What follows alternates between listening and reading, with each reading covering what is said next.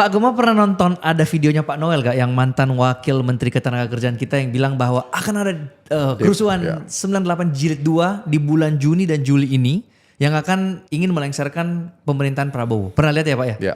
Yang namanya konspirasi atau teori-teori konspirasi ataupun geopolitik itu semuanya pasti ada.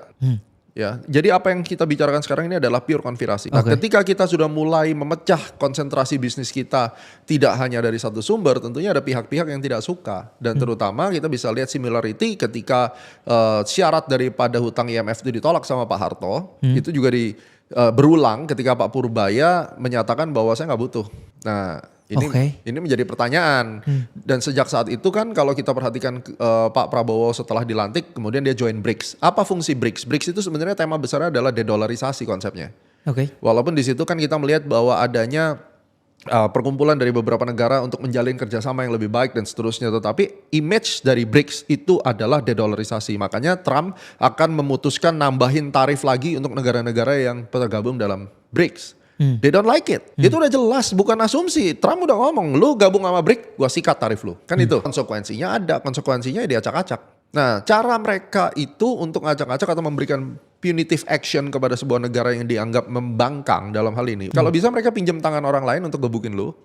Kemudian nanti mereka akan jadi malaikat penolong gitu.